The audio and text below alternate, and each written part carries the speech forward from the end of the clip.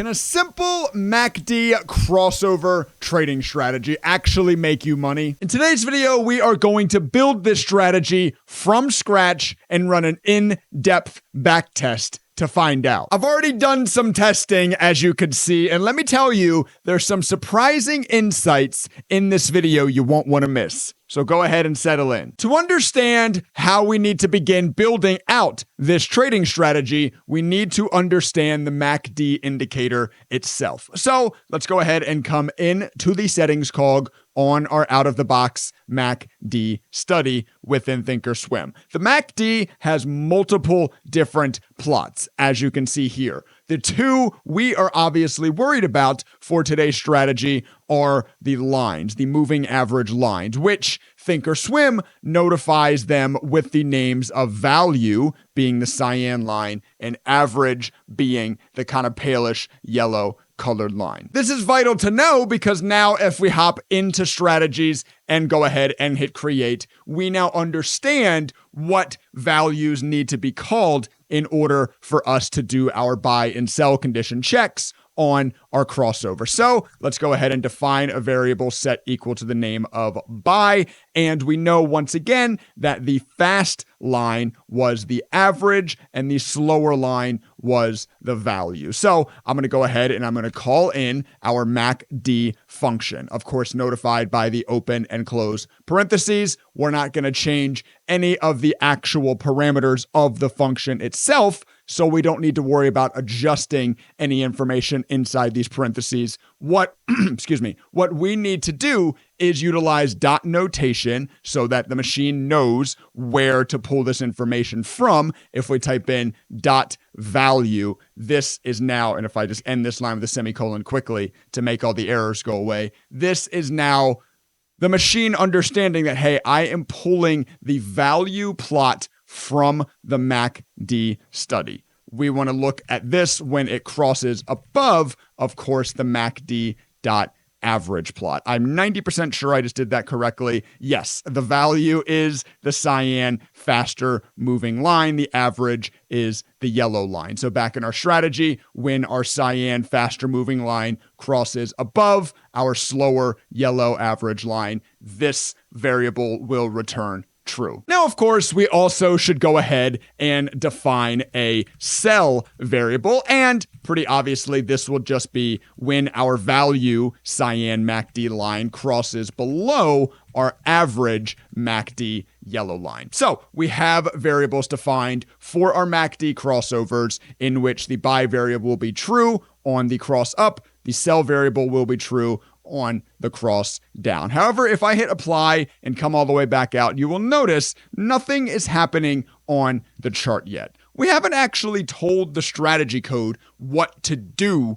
with this information yet. We've defined variables. Now we need to make use of this add order function that was here by default to let the machine know when buy and sell orders that we've defined should actually be placed. The first parameter in the add order function is order type. By default, this is set to buy auto. I'm going to change mine to buy to open. If you leave it buy auto, that means that it will also utilize this order to cover short positions. We don't want to be shorting with the strategy we're building today, so I only want this to trigger if, of course, it is buying to open a position. The next parameter is our conditions. By default set to no, this just means, hey, obviously, the word no is never true, never positive, so no orders will ever be placed. We are, of course, going to change ours to buy. Now, when our buy variable returns true, a order will be placed buy to open. I'm also going to go ahead and put in a third variable here. This is for where to place the order. I'm going to set this equal to close, just meaning that on the day you get the MACD cross buy at the closing price of said candle. Then, of course, once again, let me go ahead and create another add order action function for our sell condition, which we will call in the order type of sell to close, set it to be true when our sell variable returns true, and sell at the close of the candle. If I now hit apply and we back out, we should start obviously seeing orders being placed. Are we buying at the closing price of the candle? Sorry, let me move my big half albino head out of the way. Are we buying at the closing price of the candle on the day that we get the MACD moving average crossovers? Yes, indeed we are. Are we then selling the first instance in which the MACD lines cross back down below each other at the closing price of that candle? Indeed we are. The strategy looks to be working as expected. Now, what you would do here by default to begin getting an idea of how this strategy is actually performing, hop back into your edit studies modal, and you would turn on your floating P&L study, which is a study that exists within thinkorswim that of course shows you either the gains or losses of each of the trade conditions that your strategy is placing. Now, I have created my own custom study. This is actually a very, very powerful one that provides me with some more specific backtest data. So more than just the P&L, we get a look at the total number of trades, win percentage, average win versus average loss,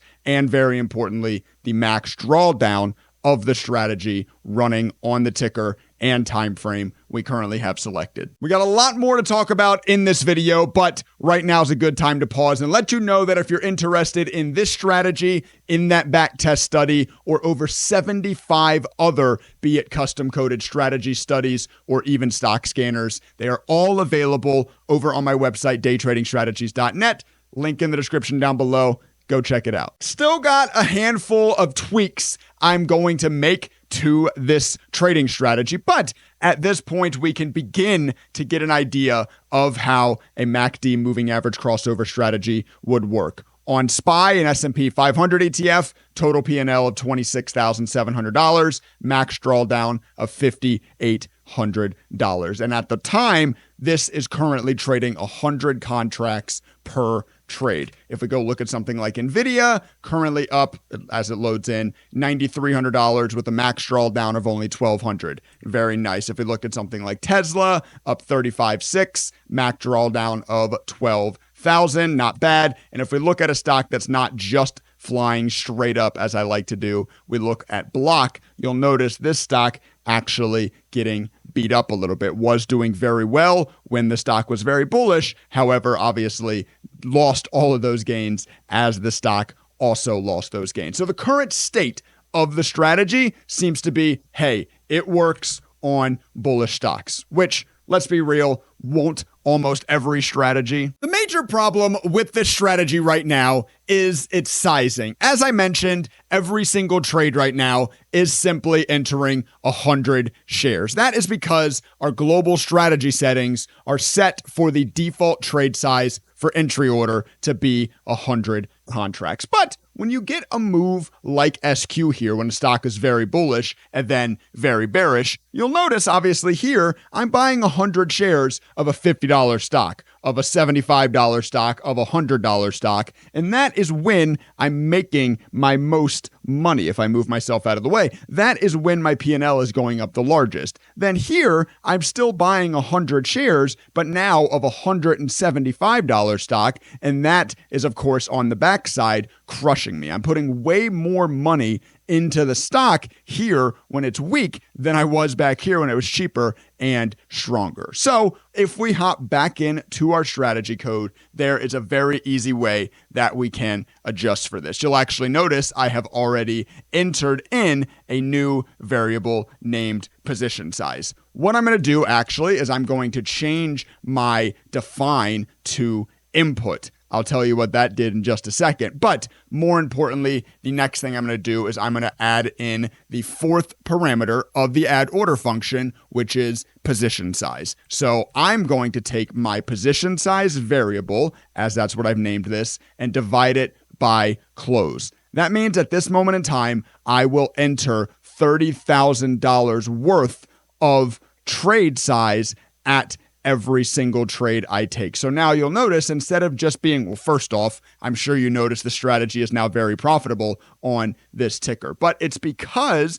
now when the ticker is trading at $80, or even when it was trading at $56, I'm buying 535 shares, right? When it's trading at 90, I'm buying 340 shares. Then when we come over to its losing side, when it's on this downside, but trading at $175, I'm only buying 178 shares, 200 shares. So it's properly managing your risk using a constant dollar amount rather than a constant position sizing, which is just very typically a much better way to trade. Now, remember, I changed the default keyword of my declaration of that variable from define to input. What that does is it creates this position size variable as an input on my strategy. So now I could very easily come in, say you're only going to take $5,000 positions instead of 30,000. You simply change it from the settings cog of the strategy, hit apply. You'll notice all your position sizes adjust accordingly. All your statistics adjust accordingly. So the way I'm going to do it, I'm going to take a look at each ticker, whether they are profitable and whether or not they have a less than 50% max drawdown against their profitability. For example, if we go ahead and look back at ticker symbol A here, this is profitable, up $41,000. However, it also has a max drawdown, meaning the difference between the peak P&L and the lowest P&L of also $41,000. That's a 100% max drawdown on the earnings of the strategy on this ticker. Doesn't actually make it that great of a strategy trading, at least on this name, right? If you're capable of at any point losing exactly what you're capable of winning. Just because a strategy is profitable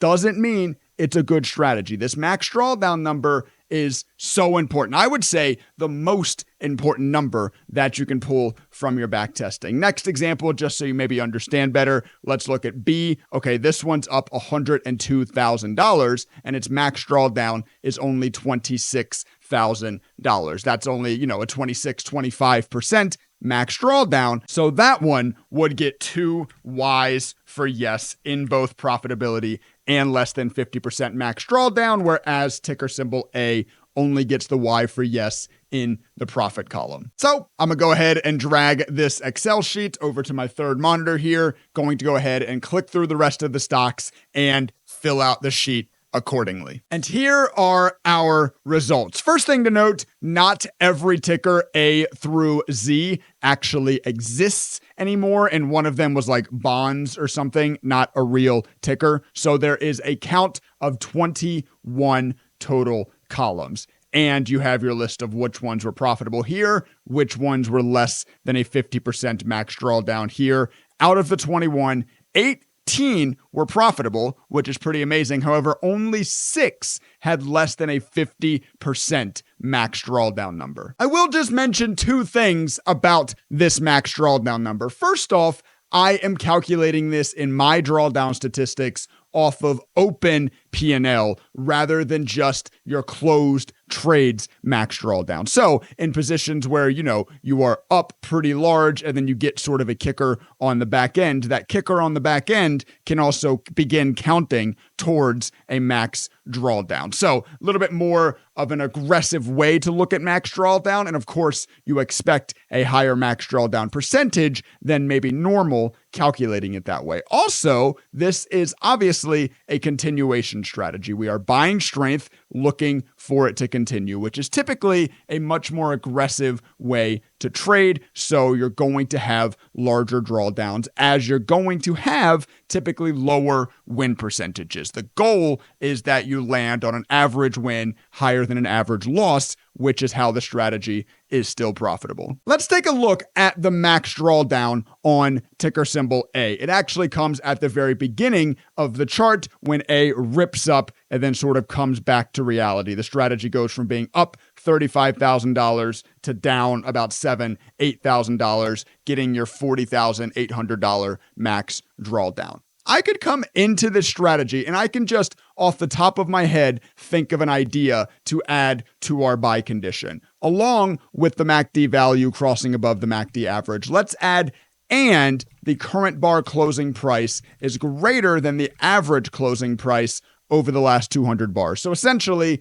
also, we are above the 200 simple moving average. You'll notice now, P&L now at 30,600, max drawdown now at 16.6. So we went from a 100% max drawdown, remember, against the P&L, not against the trades, but against the P&L, to now just about at that 50% max drawdown number, as it's avoiding a lot of these losers on this very huge dip at the beginning. And I'm sure a lot of other losers on dips, probably like here and here, where you notice sort of a lot of missing trades where there were more before. I bet if you asked 100 beginner traders whether they think they could make money off of a moving average crossover trading strategy, 90 plus of them would say no. It sounds too easy. It can't be that simple. But as you're learning in this video and from the statistics I just showed you, maybe it's not the best strategy of all time, but it's a great foundation piece, right? And you can add things like we just did, like the 200 simple moving average, or potentially other ideas that you have built